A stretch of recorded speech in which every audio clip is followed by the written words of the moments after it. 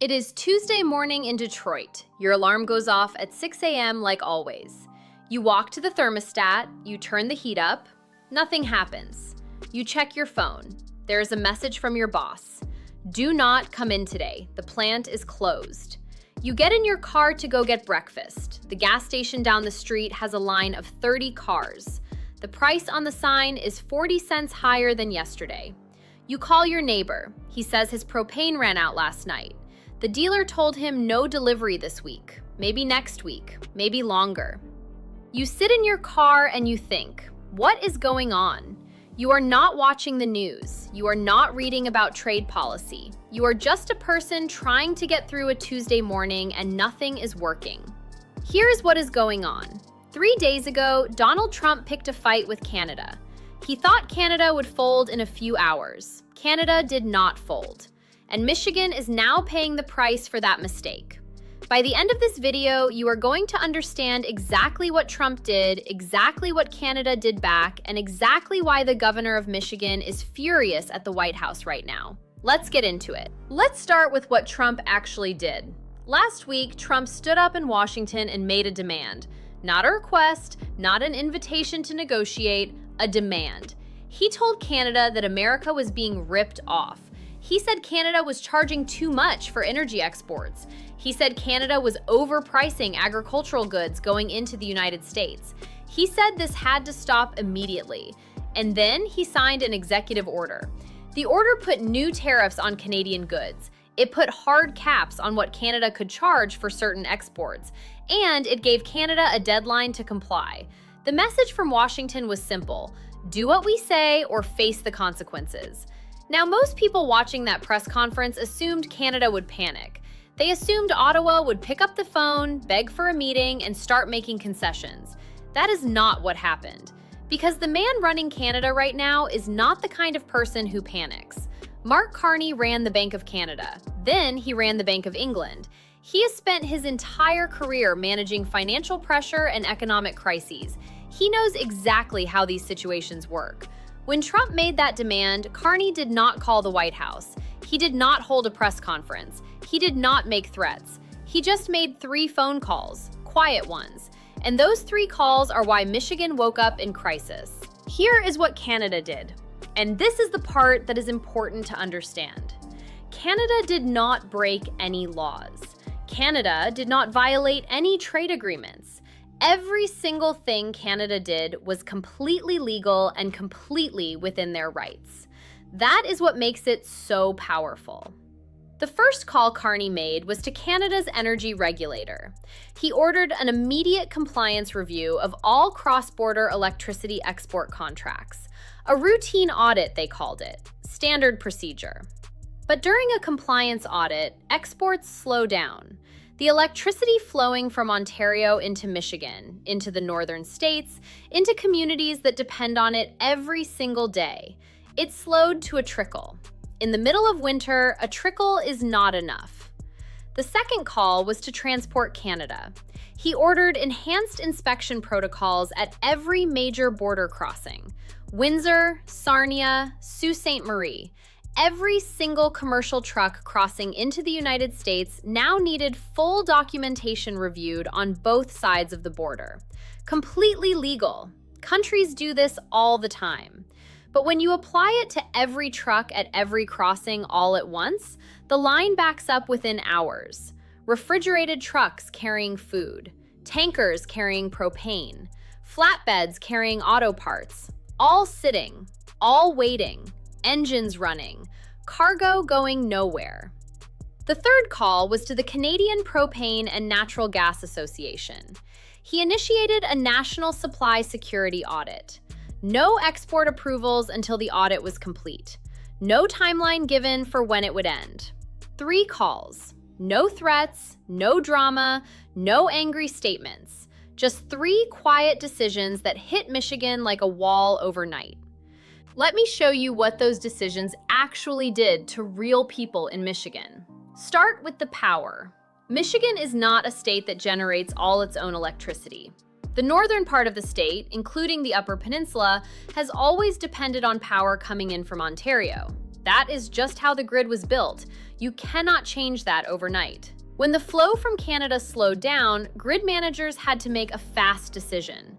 They cut power to industrial users first to protect homes, which means factories went dark, plants in Flint, facilities near Lansing, cold storage warehouses in Grand Rapids, watching their temperatures climb. Workers showed up and were told to go home. No work today, no pay today. We do not know about tomorrow. Think about what that means for a regular person. You have bills due at the end of the month. You have a mortgage, you have kids, and on a Tuesday morning, you get a phone call telling you not to bother coming in. No timeline, no explanation beyond supply chain issues. Just go home and wait. That is not an abstract economic statistic. That is a real person sitting at their kitchen table wondering how they are going to cover the gap.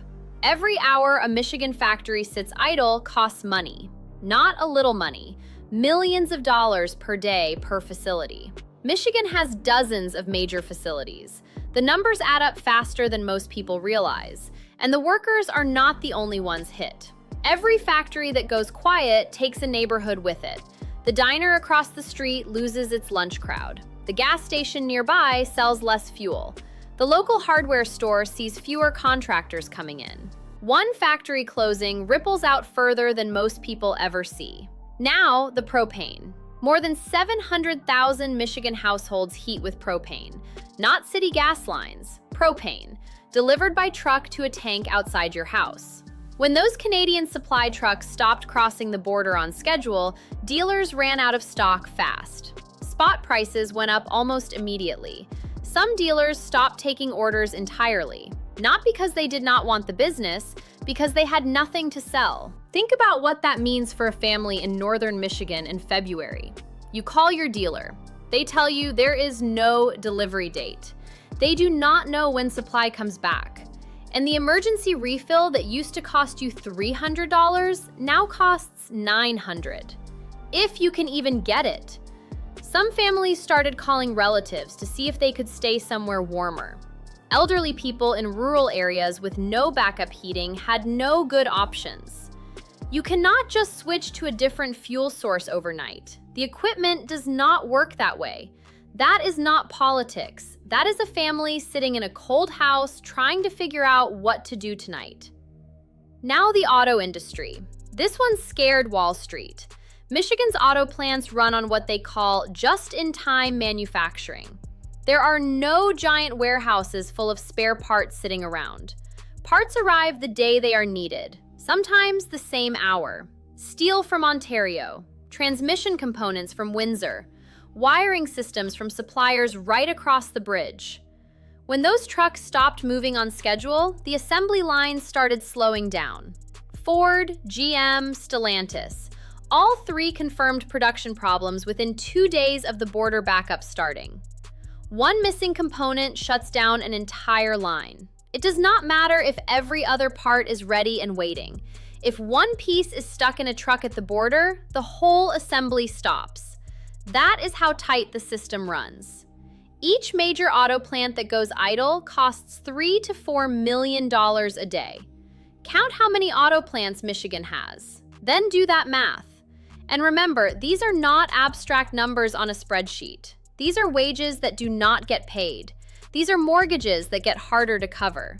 These are families running calculations at the kitchen table on a Tuesday night that they never expected to run. And then there is food.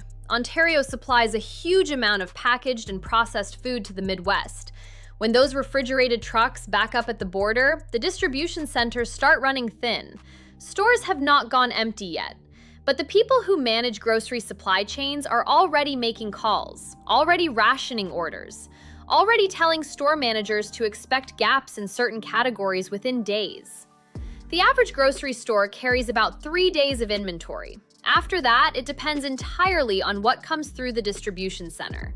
If the trucks are not moving, the shelves start showing it fast. Most shoppers never think about this until they are standing in front of an empty section, wondering where everything went. By the second day of the crisis, the governor of Michigan had called Washington 11 times. 11 calls. Same message every time. You started this, fix it. Now. But here is the problem nobody in the White House could say out loud. There is nothing to fix. Canada did not break any laws. There is no court to call. There is no emergency clause in any trade agreement that forces Canada to speed up a compliance audit. There is no rule that says Canada has to approve propane export waivers on America's schedule. Canada looked at every single move they made and made sure it was clean, legal, routine, defensible. You cannot sanction a country for doing paperwork. The governor understood this before Washington did, and that is exactly why he lost it, because he is the one standing in front of Michigan voters. He is the one who has to explain to a factory worker why the plant is closed. He is the one who has to answer for cold houses and tripled energy bills. He does not get to sit behind a desk in Washington and talk about leverage and trade strategy. He has to actually face the people who are being hurt. He has to look them in the eye. And the man who caused all of this is sitting in Washington, where none of these consequences exist. No cold house, no closed plant, no bill that tripled overnight. Just press conferences and talking points about being tough on trade. That gap between who made the decision and who is living with the consequences is exactly what broke the governor's patience. Reports from the governor's office say a letter went to the White House. Direct language, no softening. The letter said Michigan is bearing the full cost of a federal trade decision that Michigan had no part in making. Our people are suffering right now. We need a solution, not a press conference. The letter was sent Tuesday. By Thursday, there was no real response. The governor went in front of cameras and said what he actually thought. It was not pretty.